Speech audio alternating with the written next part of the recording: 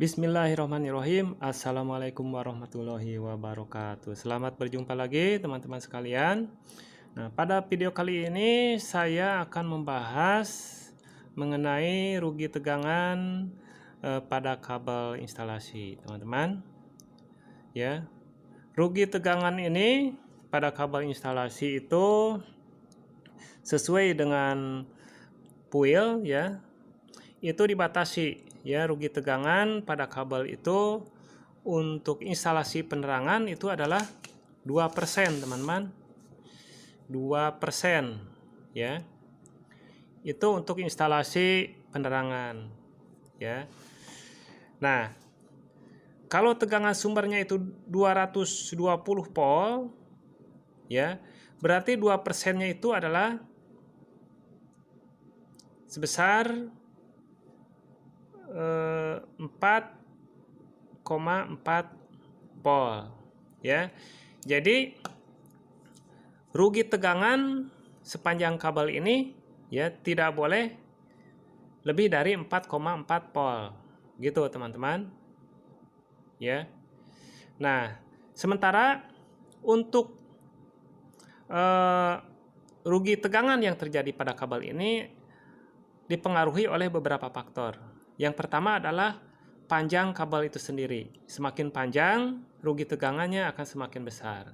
Kemudian jenis daripada inti kabelnya ini, apakah dari bahan tembaga atau aluminium.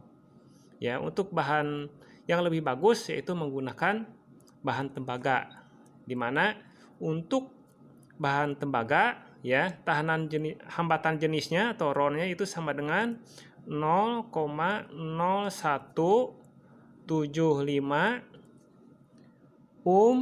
milimeter persegi per meter.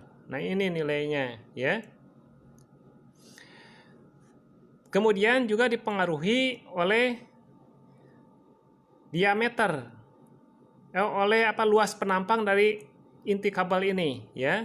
Luas penampang ya, kita sebut S. Di sini adalah luas penampangnya adalah 1,5 mm persegi. Nah, jadi begitu, teman.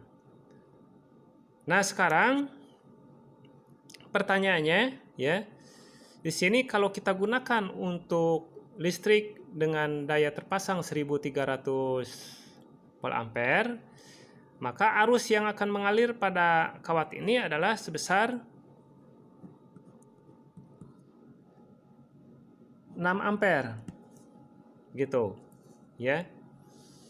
Nah, teman-teman, sekarang pertanyaannya ya, kalau dia dialiri arus sebesar 6 ampere ya, dan kerugian tegangan itu dibatasi maksimal 4,4 volt, sementara tadi dikatakan bahwa rugi tegangan itu tergantung daripada panjang kabel, besar kecilnya dipengaruhi oleh panjang kabel ini. Nah, sekarang pertanyaannya, berapa panjang kabel maksimal ya yang diperbolehkan supaya tegangannya tidak lebih dari 4,4 volt ya, atau drop dari tegangan yang pada kabel itu tidak lebih dari 4,4 volt. Oke, teman-teman, untuk rumusnya ya, panjang maksimal daripada kabel yaitu L sama dengan PR kali S dibagi 2 kali I kali Rho. PR ini ada 4,4 volt ya. Rugi tegangan S-nya 1,5 mm. Ya, kita masukkan di sini 4,4 kali 1,5 dibagi 2 kali 6 kali 0,5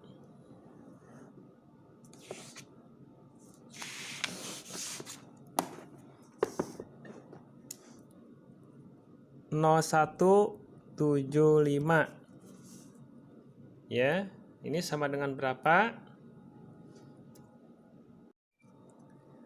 Oke, teman-teman, hasilnya yaitu ini jadi 6,6 dibagi 0,21 sama dengan 31 meter. Nah, ini teman-teman. Jadi maksimal kabel NYM ini panjangnya adalah 31 meter gitu. Nah, jadi kalau lebih dari 31 meter, maka kerugian tegangannya lebih dari 4,4 volt. Oke, teman-teman. Nah, ini menurut ketentuan yaitu di sini 2%, ya. Gitu, teman-teman.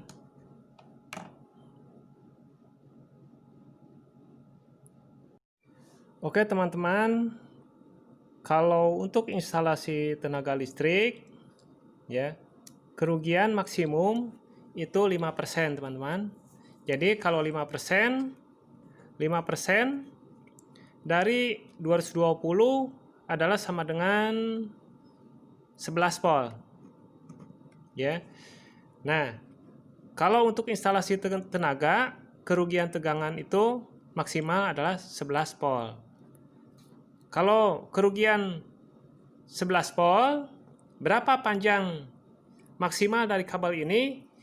Nah, kita tinggal masukkan di sini adalah 11 volt, teman-teman, ya. Jadi di sini yaitu L-nya sama dengan 11 kali 1,5,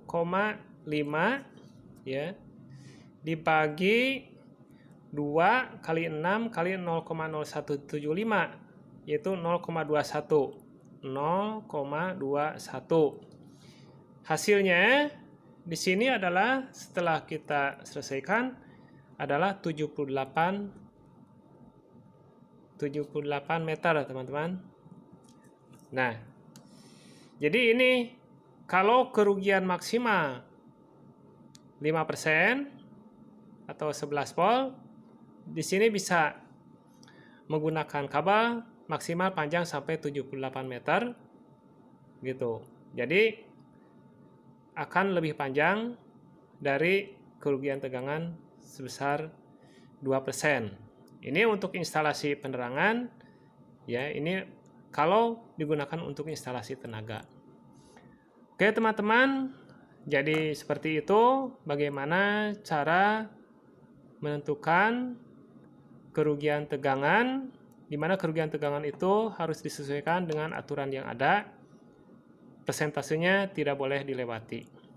Sehingga dengan demikian panjang kabelnya pun harus kita sesuaikan agar tidak melebihi dari ketentuan tersebut.